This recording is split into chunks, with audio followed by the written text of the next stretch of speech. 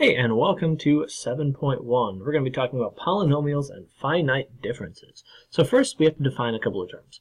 A polynomial expression is the sum of terms containing the same variable raised to different powers.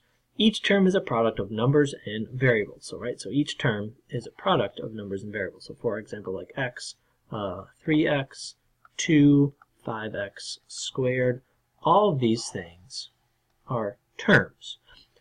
3x plus 1 is not a term because it's 3x plus 1. It's got plus. So each term is a product of numbers and variables. When a polynomial is set equal to a second variable, such as y, you have a polynomial function. So for example, y equals 3x squared plus 1. We can call this a polynomial function. Okay. So next, we're going to talk about the definition of an actual polynomial, maybe a slightly different way.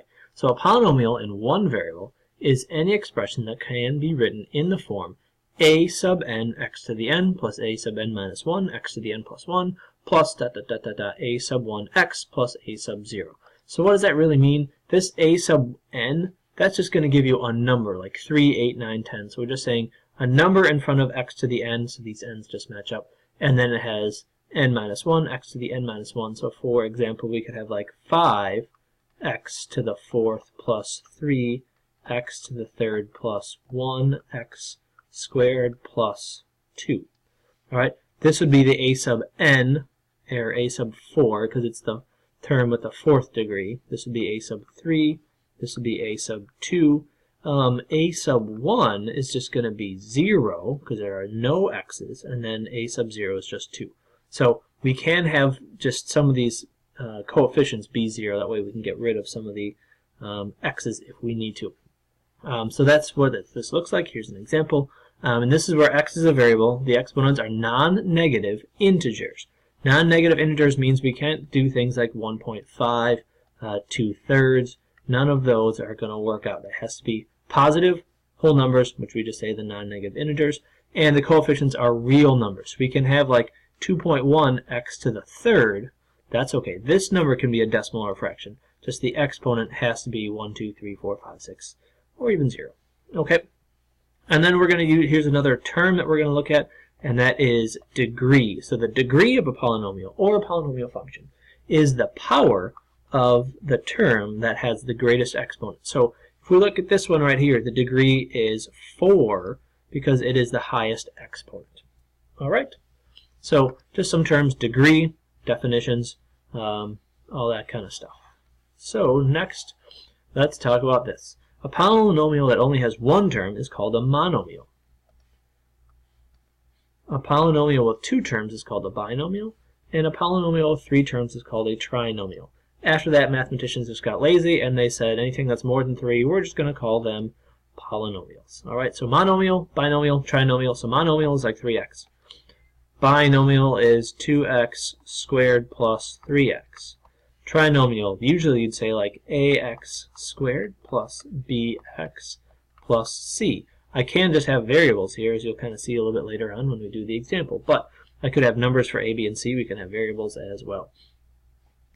Okay, so then let's go and talk about what is finite differences. Okay, so what we're going to look at is finite differences are right here.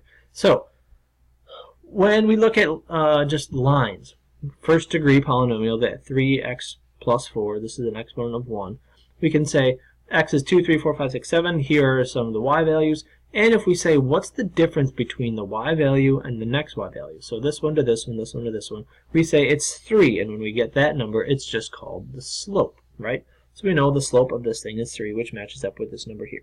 Okay, when we have a second degree, meaning, for example, 2x squared minus 5x minus 7, I have a second degree because this 2 here is the second degree. If I say, what's the difference between this one and this one and this one and this one, all the y values, notice that the x values are going up by 0.1 every time. My first difference is 1.04, 1.08, 1.12, 1.16. So these aren't the same number. But then when we say, what's the difference between these differences? And notice the differences are going up by 0.4. Notice how we have difference 1, first degree. Difference 2, second degree. So if whatever difference number we have here, whatever this value is, that's going to tell us our degree. how long does it take until these differences are all constants? That tells you the degree. Okay, so let's look at this third degree, 0.1, all this stuff. We say negative 5, 0, 5, 10, 15, 20. So these are going up by the same amount. This goes up by 52.5, 2.5, 27.5, 127. So these numbers are not the same, so it's not a first degree polynomial. Then we say, what's the difference between these ones? Negative 50, 25, 100, 175. So these numbers aren't the same, so it's not a second degree difference. And if we go and say, what's the difference between these? We say they're all 75, so that's in difference number 3. So that tells us it's a third degree polynomial. All right, so that's how we can kind of tell what type of degree it is. Now, the more degrees you have, the more y values you have to have. And a suggestion that I would have is get your x values so they're all 1 apart. Now, these are just some examples to say they can be the same as long as the x values are the same distance apart, right? We went up by 5, went up by 0.1, went up by 1. Okay, good. So then what we're going to do is let's find a polynomial function. So we're going to try and write a polynomial function, we don't know what degree it is, that models the relationship between the number of sides and the number of diagonals of a polygon. Then we have to use this function to find the number of diagonals of a dodecagon. Okay, so what we're going to do first is let's just start off by drawing a triangle. So we have sides and we have diagonals. Sides has 3 and we can't draw any diagonals, so we have 0. And then the next one we can have a quadrilateral. We have 4 sides and it's got 1, 2 diagonals. And then we got a pentagon. Doesn't really matter what the shape looks like. We can say there's 1, 2, 3, 4, 5. So a 5-sided shape has 5. And then let's just do 6. Let's do another one. So we have 1, 2, 3, 4, 5, 6.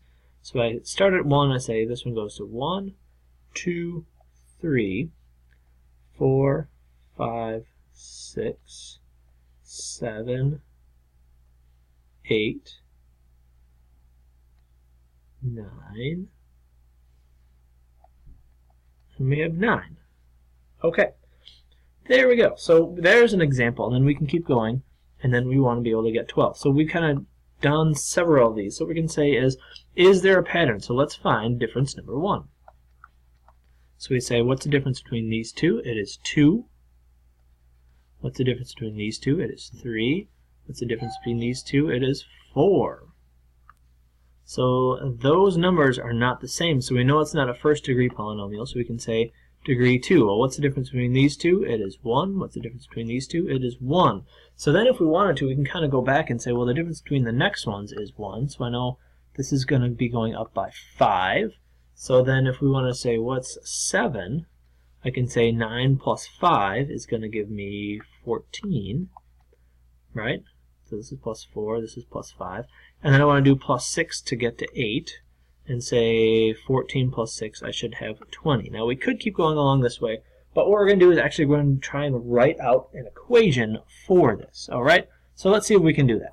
So what we're going to do is we're going to use a couple of points, and what I'm going to do is I'm going to use this one, and this one. We're going to use these 3 spots, okay? Because I know this is a degree 2. That means this equation for this function, I'm actually going to move this over just a little bit now that we kind of know what's going on. I know my equation is going to be y equals ax squared plus bx plus c. I know it's going to be looking like this because I know that the degree where these numbers are constant is degree 2. So my highest degree is going to be 2. So I know it's going to look something like this. Alright? Excuse me. So what we're going to do is let's take these points. So I know that I have the points. I'm going to use 4, 2, and you can really use any points that you want here, but I'm just going to use sides and diagonals. So I'm using the point 4, 2, 4 sides, 2 diagonals, 6 sides, 9 diagonals, and the point 8 sides, 20 diagonals. Okay, and then what I'm going to do is I'm going to write out 3 different equations. I have 1, 2, 3 variables, so I need to write out 3 different equations for this if I want to be able to solve for A, B, and C. So I can say, I'm not going to kind of write this slightly differently. I'm going to put the y on the other side. and the y is going to be my diagonals, and the x is going to be the number of sides. Okay, so what we have is I'm going to have a times 4 squared, which is 16, plus b times 4, so 4b, plus c, and I'm going to say that equals 2. That's this one right here.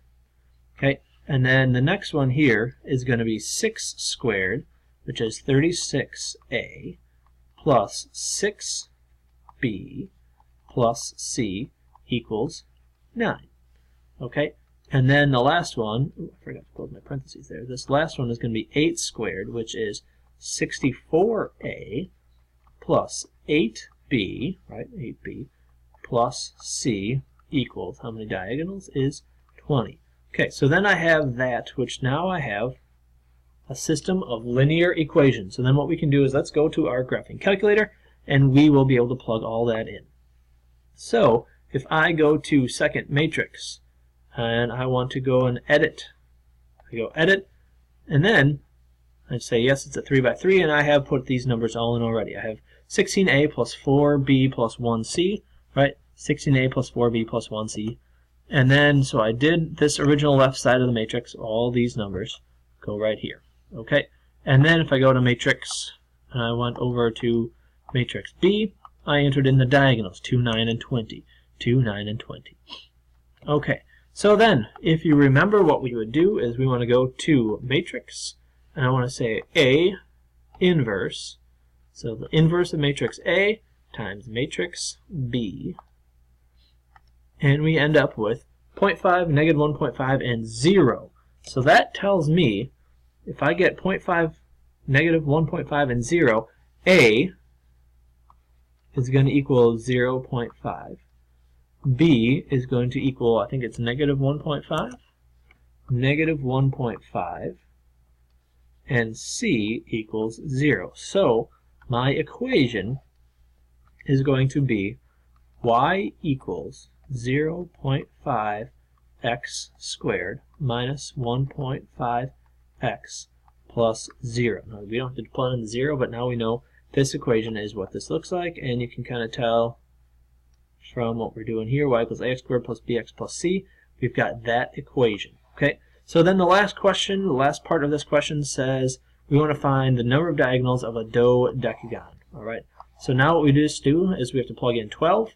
So we can say y equals 0.5 times 12 squared minus 1.5 times 12 plus 0, and this will give you the number of diagonals. Alright, so you fill that in and let me know how many diagonals are there.